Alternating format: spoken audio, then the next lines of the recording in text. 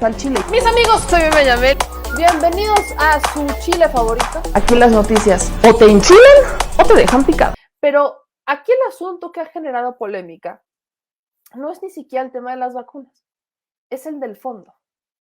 ¿Y quién ha sido el principal quejoso de que México abogara por aperturar este fondo en contra del cambio climático en el G20? El tío Borolas. Le vamos a decir al tío Iberdrola. ¿Qué les parece? ¿Estamos de acuerdo? A partir de hoy, Borolas va a ser el tío Iberdrola, ¿no?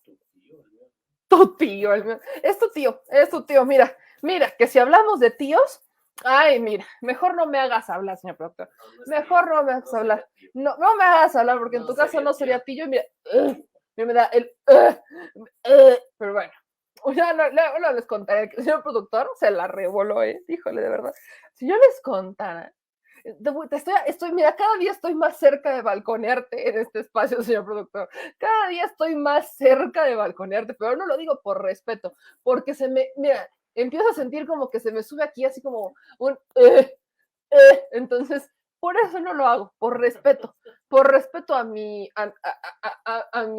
garganta, ¿no? Aquí a mi garganta. Pero aquí la bonita audiencia seguramente ya. Pero bueno, el asunto es que el principal quejoso de lo que pidió México es el tío Iberdrola. Y aquí les voy a poner el tuit del tío Iberdrola, ¿no? Porque es que es santo tuit del tío Iberdrola. Chéquense esto. Como siempre, abogando por los fideicomisos. Porque primero está el fideicomiso antes que la vida misma. Aquí está el tuit del tío Iberdrola, ¿no? Miren, dice. Aparte me encanta porque le pone traducción a un tuit que perfectamente se puede traducir, ¿no? Nada más. Dice David Arvin, que es periodista de Catholic News, The Guardian, The Lancet y Globe and Mail. Ok, nada más para que se den un quemón. En inglés, the AMLO administration, which dissolved its public trust for combating climate change, calls on the G20 to free up funds for combating climate change. En Spanish, en españolillo. La administración de AMLO, que disolvió su fideicomiso público para combatir el cambio climático, pide al G20 que libere fondos para combatir el cambio climático. Y entonces, el tío Iberdrola, el gobierno de AMLO, bla, bla, bla, cita esto. Yo aquí les voy a decir una cosa. Evidentemente los periodistas extranjeros poco o nada saben de los problemas estructurales que hay, por ejemplo, en el esquema de fideicomisos, como el tema de las deducciones a las personas físicas que daban donaciones a las ONGs y demás cuestiones. El asunto es que pues no es un tema que solamente se vive en México, que se vive en todos los países, pero como es mejor a veces señalar al de enfrente y no señalar al propio, pues se hace más fácil. Efectivamente, México tiene un fideicomiso para combatir el cambio climático. Alguien avíseme qué se hizo con ese fideicomiso y cuáles fueron los resultados, porque yo no los conozco. ¿Qué es lo que se hizo para combatir el cambio climático en las administraciones pasadas? Ese fideicomiso, ¿qué es lo que hacía? Pues realmente él solamente le otorgaba recursos y financiaba a empresas extranjeras para que vinieran aquí, a México, a poner sus parques eólicos y demás, que no beneficiaban ni siquiera en consumo o electricidad o en generación de energía a los mexicanos, sino que realmente beneficiaban los procesos internos de la empresa y otras empresas. Entonces, cuando hablamos de qué hizo el fideicomiso para combatir el cambio climático, estamos hablando de un esquema que exclusivamente benefició a privados. Pero si eso no fuera poco, y aquí es en donde entramos con esta crítica hacia las Naciones Unidas, ¿quién es? Bueno, aquí verán todas las fotos de Felipe Calderón porque parece que el señor fue, y aparte con un gafete de cortesía, ¿no? Ni siquiera fue un gafete de que él se hubiera registrado como que él hubiera sido el invitado, el representante. No, muy probablemente el gafete, pues quizás era para la representación de Iberdrola y él se le entregó como una de estas cortesías y el representante formal de la empresa pues llevaba el gafete oficial, mientras que él llevaba el de cortesía. Pero bueno, aquí se toma una foto con Al Gore. que eventualmente sí, Al Gore ha sido quien ha dado muchas conferencias y mucho tema mediático sobre el cambio climático, claro. Pero me voy a subir un poquito más. ¿La reconoce usted? Es Patricia Espinosa. Si no la reconoce, valdría la pena que la reconociera porque fue justamente secretaria de Relaciones Exteriores de Felipe Calderón. ¿Y ahora qué hace Patricia Espinosa? Patricia Espinosa es la secretaria ejecutiva de la Convención Marco de las Naciones Unidas sobre el Cambio Climático. Entonces, se lo pongo de esta manera. No solamente los funcionarios de la administración de Calderón terminaban, algunos, en los consejos de administración de las empresas como Iberdrola, también terminaron en la ONU. Entonces, Felipe Calderón, por supuesto que tenía súper cubierto el tema de cabildeo hacia Iberdrola. Lo tenía cubierto. Lo tenía perfectamente cubierto. En la ONU, abogando desde la ONU, Patricia Espinosa, como secretaria ejecutiva de la Convención Marco de las Naciones Unidas sobre el Cambio Climático. Patricia Espinosa, su canciller, y que aparte, pues, súper miembro PAN, ¿no? Porque es súper panista. Por otro lado, su secretaria de Energía, trabajando en Iberdrola. Él en el Consejo de Administración de Iberdrola. Y muchos otros personajes en los consejos de administración de esas empresas. Entonces, o asesores de las empresas.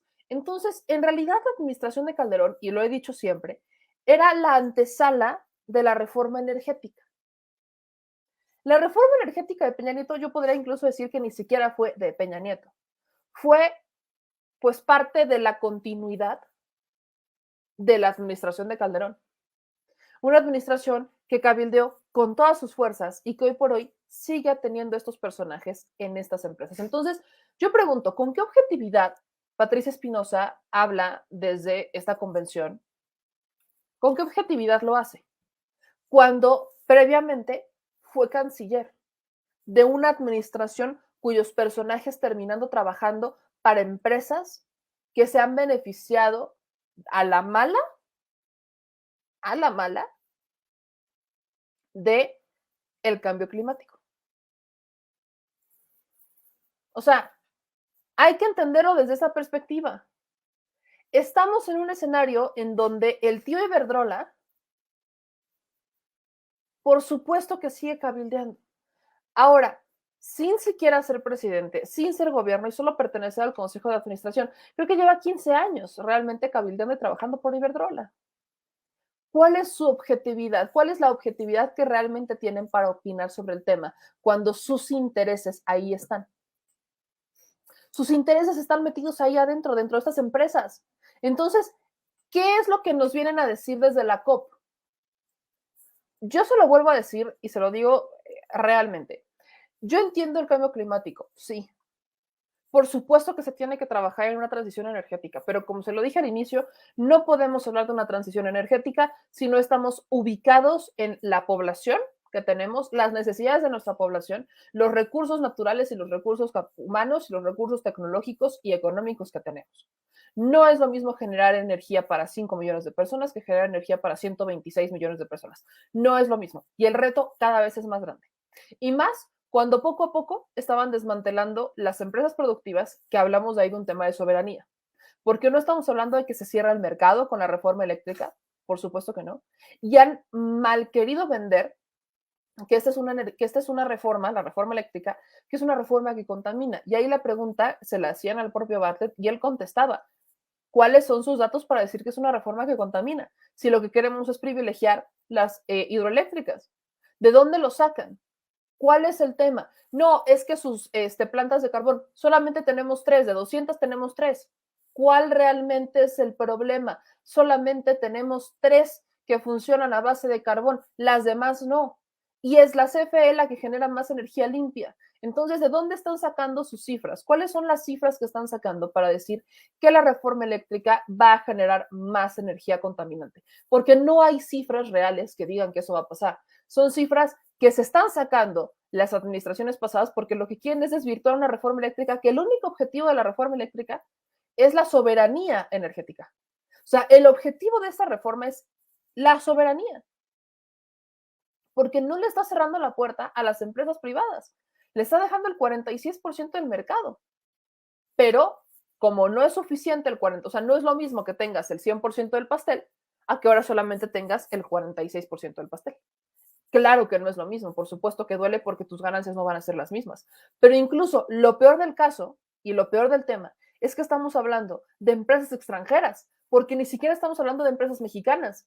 Estamos hablando de empresas extranjeras con filiales en México porque fue una de las pocas reglas que se les ponía para contribuir con el país. Tenían dos reglas. Uno, para, por supuesto, entrar, tener alguna filial. Dos, que pudieran o contratar gente, contratar mano de obra mexicana para que parte del dinero que generaran se quedara en México, o rentar, pagar a Pemex o CFE para tener justamente que al menos un poco del dinero que se llevaban esas empresas extranjeras se quedara en México. Pero no hablamos de empresas mexicanas, hablamos de empresas extranjeras. Entonces, ¿dónde está la soberanía? ¿En dónde queda la soberanía? Si vuelve a pasar lo de Texas, ¿no? Con el tema del gas, ¿nos volvemos a quedar a la deriva? ¿Volvemos a dejar a la CFE sola? Porque al final la CFE es la que termina distribuyendo la energía. Porque, insisto, a mí no me han preguntado, o sea, nosotros no tenemos así como de, ustedes elijan qué compañía les va a distribuir la electricidad, como por ejemplo tenemos quizás con el gas, en menor medida, porque eso depende del estado donde estés. Pero hoy con la gasolina, tú puedes elegir con quién, pero ¿de quién es la gasolina? Sigue siendo mexicana. Entonces, o sea, yo vuelvo a estos puntos porque sí es importante que los visibilicemos y que entendamos. Ahora, ¿qué esperamos realmente de Glasgow? No esperamos, yo no espero realmente nada de esta cumbre del cambio climático en Glasgow. No espero realmente nada. ¿Y por qué no espero nada? Porque en estas cumbres se habla mucho. Te enseñan las mismas imágenes de cómo se están descongelando los polos, de cómo los osos polares están enflacando porque obviamente se ha atacado su hábitat, porque ya no están comiendo lo que antes, porque ya no hay el mismo recurso, y que tampoco, y aparte te ponen entre la espada y la pared como ciudadano en aquellas personas que viven en los polos, de que no los puedes alimentar, porque si los alimentas, los estás obligando a que te vayan a buscar, porque van a ir a buscar donde hay alimento. Entonces, en vez de tener a los osos polares, y esto es para prácticamente en todos lados, en vez de que tengas a los animales en su hábitat, los estás teniendo en las urbes. Eso perfectamente se sabe. Pero, ¿qué otras imágenes te están enseñando de los animales en peligro de extinción? Te están enseñando imágenes también de cómo los incendios están incrementando en nuestros bosques por el cambio climático, porque ante las temperaturas tan altas que hay en ciertas temporadas del año, empieza a tener temperaturas extremas y se empiezan a incendiar los bosques. Entonces te enseñan imágenes de lo que pasó en Australia, por ejemplo, de cómo se empiezan a incendiar los bosques y cómo se empieza a incendiar y empieza a ver imágenes muy crudas que están pasando. Sí, sí están pasando. Claro que está pasando. Sí, sí es real el cambio climático. Por aquí hay uno que otro que dice que no es cierto. Yo sí creo, personalmente, yo sí creo en el cambio climático y creo que mucho ha tenido que ver, no solamente con el tema de las empresas, sino que ha tenido también mucho que ver con los hábitos de consumo que tenemos. No es ni siquiera, o sea, vaya, no reciclamos basura, o sea, tiramos basura en la calle en vez de buscar un bote de basura. Olvidamos mucho esto del autoconsumo. Yo hoy, por ejemplo, celebro a aquellos que están plantando, que tienen la posibilidad de plantar sus pequeños huertos para un autoconsumo o que están promoviendo cada vez más. Aquí ha tenido muchísimo que ver el impacto en el campo. El que le hayan metido maquinaria súper pesada a parcelas muy pequeñas que nada tienen, o sea, que perfectamente se pueden hacer en un siglo completo. Hemos alterado con los químicos y fertilizantes el campo, la tierra. Eso ha afectado, por supuesto, las cosechas, los tiempos de siembra. Ha afectado, por supuesto que ha afectado. Estamos talando árboles a lo estúpido para construir edificios y vivir. Entonces, claro, por supuesto que nuestros hábitos de consumo y nuestros hábitos de vida, en general, nuestros hábitos, han afectado al planeta Tierra. Claro que lo han hecho. Pero los resultados o las opciones que nos dan, lejos de concientizar qué puede hacer cada uno en su casa desde su día a día para contribuir un poquito, aunque sea, nos están diciendo que la única solución es pues, tener empresas que generen energía limpia. pero bajo qué condiciones están generando energía limpia.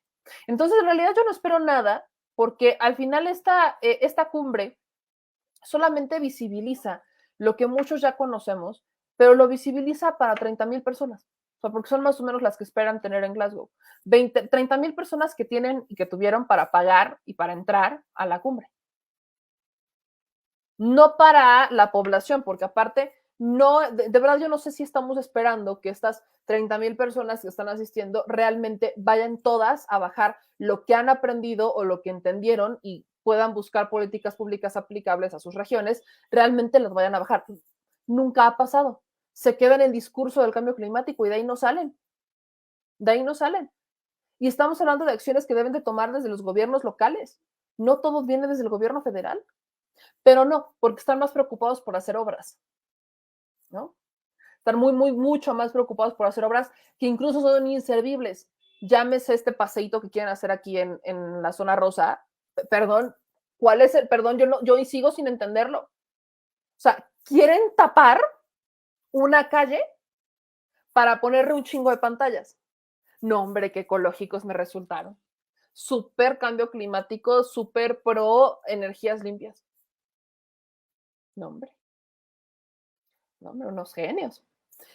Por ejemplo, Biden llegando a la COP en un coche, evidentemente el coche, y un séquito de coches atrás de él. O sea, sí es el presidente de Estados Unidos, ¿no? Pero, dude, llegas a la cumbre de cambio climático con un chingo de coches y aparte combustible. Neta, neta. O sea, ese tipo de ejemplos cuando te hablan de vamos a cambiar la historia, ¿qué es lo que realmente están haciendo ellos? Muchos tiran basura en la calle, fuman, las colillas de los cigarros. O sea, ¿quieren hablar de cambio climático por piedad? ¿Cuántos de ellos fuman? O sea, acciones chiquitas, por supuesto que hacen una diferencia cuando las empiezan a implementar en la vida cotidiana, todos poco a poquito. Pero es algo que no están haciendo los que o sea, es como, por ejemplo, el doctor, el nutriólogo, que te dice que hagas dieta y que te da todo el ejemplo y que, vaya, tiene sobrepeso y obesidad. Muchos doctores hoy por hoy te dicen, no fumes y fuman. Hay algunos neumólogos que lo hacen. O sea, más o menos por ahí va. O sea, prediquen con el ejemplo, no con el verbo. Quieren hablar de buenos hábitos, quieren hablar de cambio y quieren hablar de, bueno, ¿cuál es el ejemplo que ellos están dando? Yo no veo realmente que hagan un gran ejemplo, ¿no? No lo termino de ver. Y vaya, creo que aquí incluso le quiero, o sea, ya dejando un tema de quiénes están ahí, solamente les recuerdo que, y por supuesto que nuestros mandatarios y que los gobiernos, los presidentes pueden estar súper cansados, sí, totalmente de acuerdo. Pero yo nada más, ahora sí que, valga el sano comentario, retomo este pequeño fragmentito del tío Biden. Na, na, na, na, na, na, na, na, na, na, na, na, na. Na, na, na. Na, na, na, na, na. Tarara, tarara. Dios está durmiendo. Y eso en los discursos inaugurales del COP, ¿no? Está meditando. Pues yo sé, pobrecito.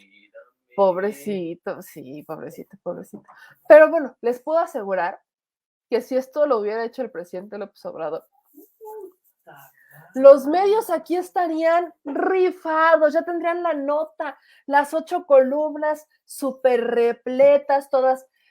Esto es lo que le importa al presidente Andrés Manuel López Obrador, el cambio climático, ¿no? Así estarían, ¿sí o no? A ver, seamos honestos. Así tendríamos las notas aquí. Esto es lo que le preocupa, así le interesa al presidente. Vean lo que le preocupa al presidente López Obrador. Así veríamos a los medios. Así los veríamos. Pero no, es Biden. Fue Biden el que se quedó. Aquí están así.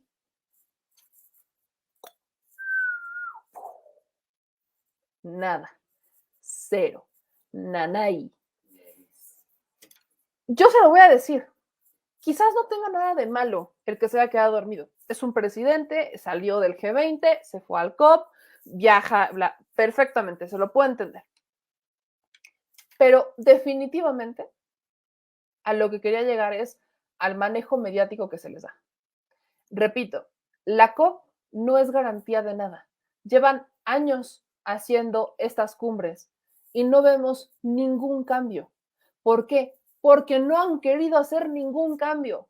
Porque los únicos cambios que quieren hacer están enfocados a las empresas privadas que tienen el recurso para implementar los cambios y llevarse todos los beneficios. Porque quieren realizar extracciones, porque quieren realizar trabajos argumentando que hashtag limpios. ¿Y cuáles limpios? ¿De qué estamos hablando? Cuando en realidad, y lo repito, si una medida para combatir el cambio climático involucra algún tipo de práctica o sea, tapar un hoyo para abrir otro, no puede ser considerada una política o una implementación para reducir el cambio climático. Si extraes litios con prácticas sucias y contaminas aguas, de nada te sirve extraer el litio para poner baterías a los coches porque estás tapando un hoyo para abrir otro.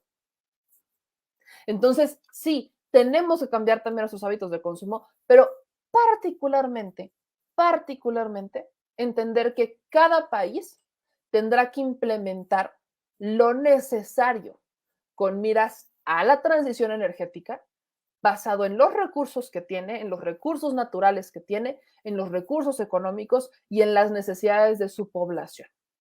Bien, bien, bien tantito. Bien, pero bien clarito.